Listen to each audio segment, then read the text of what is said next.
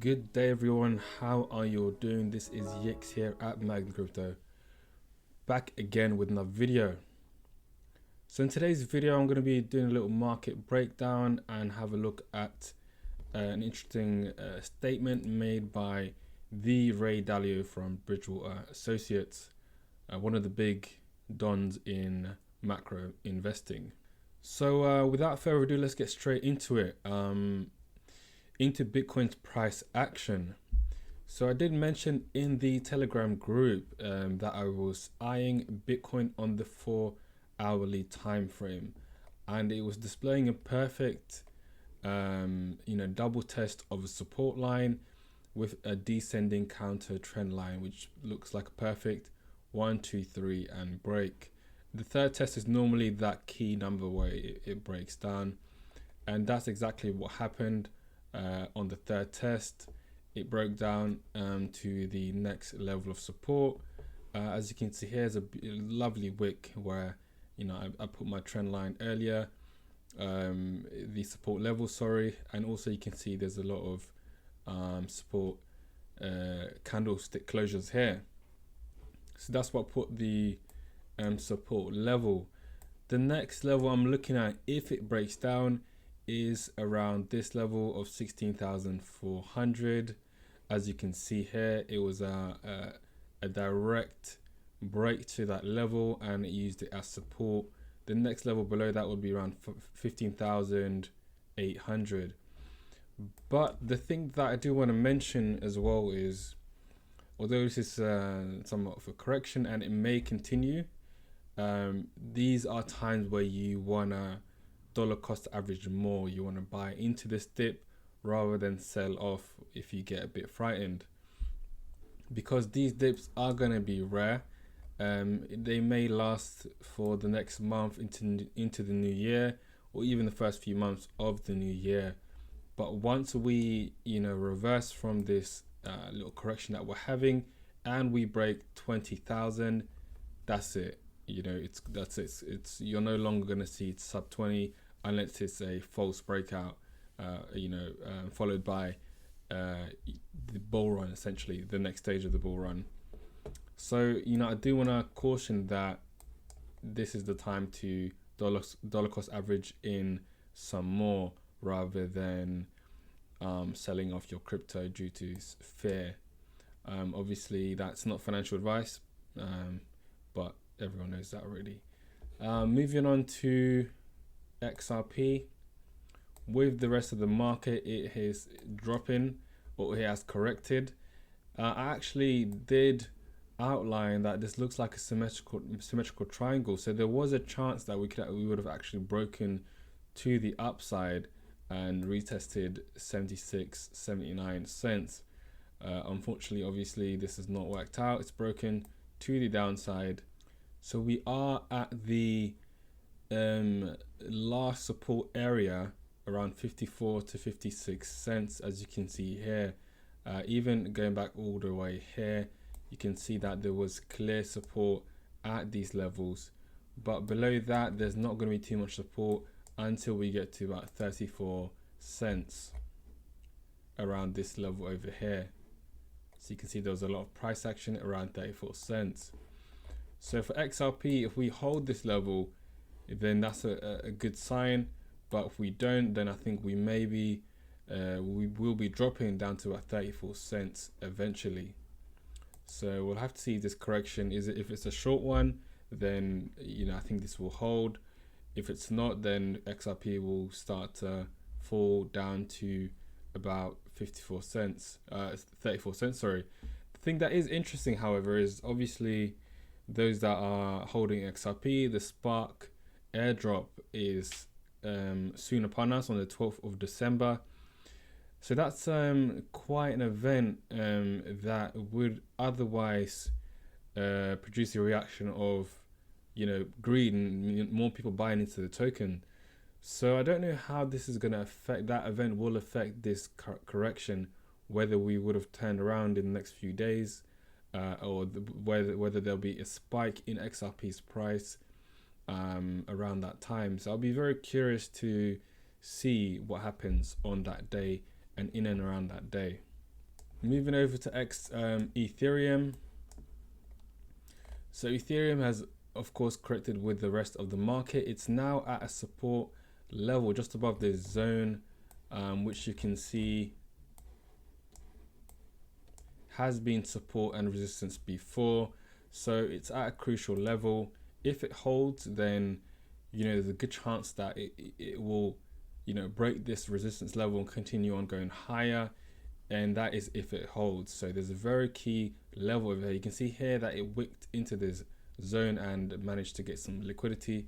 So it may go a bit further to get liquidity, but this is a very important level that we'll need to stay above and use as support. So that's what I'll be looking out for with Ethereum. Let's move over to Ocean Protocol.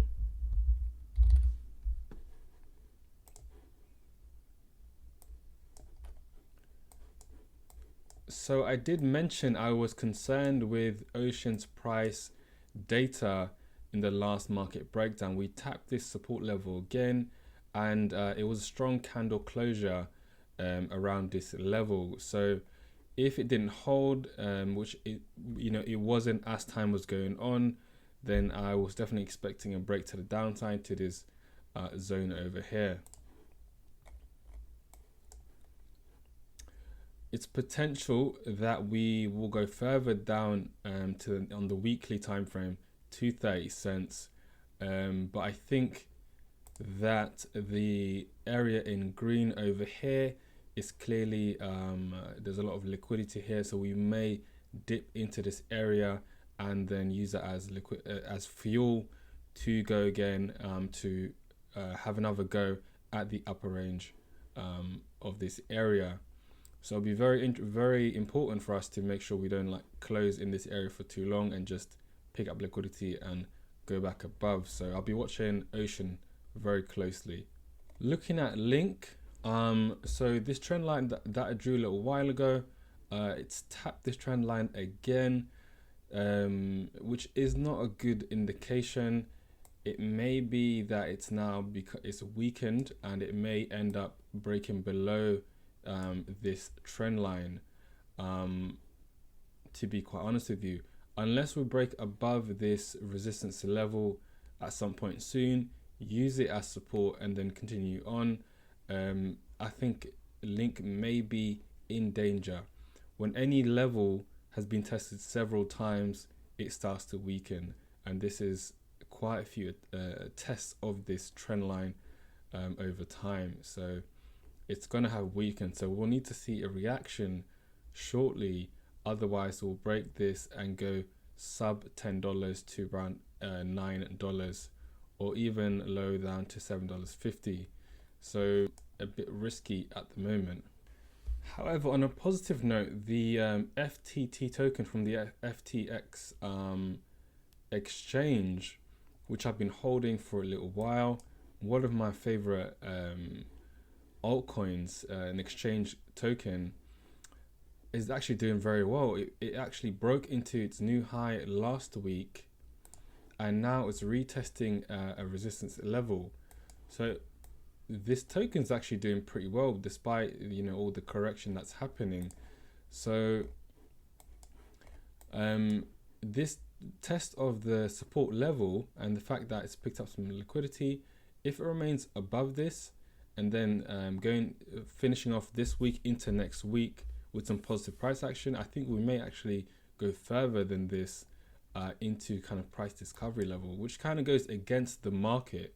So it's very interesting to see how this token is performing against the market. It behaves on its own, essentially. Like, it's more related to how the exchange is doing rather than how the market is doing.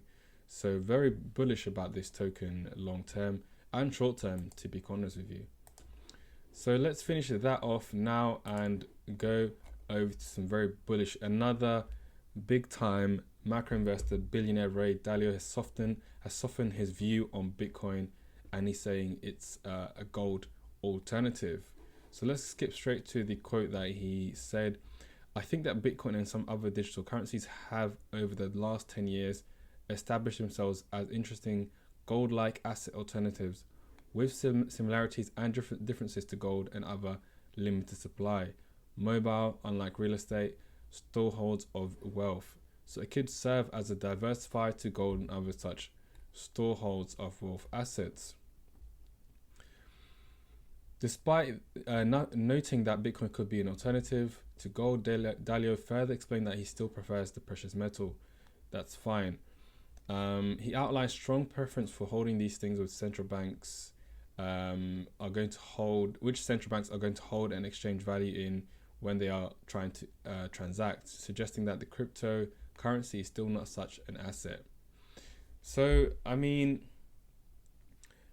just to finish off, nevertheless, he advised people who might want to allocate funds in Bitcoin and other limited supply and mobile assets, including stocks, to diversify wisely, as not a lot of people do that.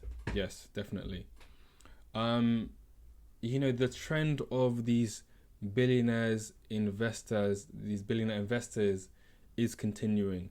Stan Druckenmiller, Paul Tudor Jones, some other big names have started to, get involved. A lot of them have announced that they have significant holdings in Bitcoin. Most of them actually have announced that. And now to hear Ray Dalio, which was one of the last ones, in my opinion, to mention that they are now kind of leaning towards the pro-Bitcoin side. And don't forget, a lot of these billionaires will probably hold Bitcoin without disclosing it. A lot of them have done that in the past. It's a smart strategy. You don't want to announce your position before you finished securing as much as you need, because if the people like this announce that they're bullish on Bitcoin, obviously the market would probably rally. So a lot of them say that, like him, he seems lukewarm on it. There's a good chance that he owns Bitcoin already, or that a subsidiary of his company owns Bitcoin. So don't be fooled by these stances. They've done it in the past many of times, and they'll keep doing it. It's a smart strategy, but very bullish, and this is going to continue as time goes on. So I hope you got some value from that. I'll finish this here and see you in the next video. Peace.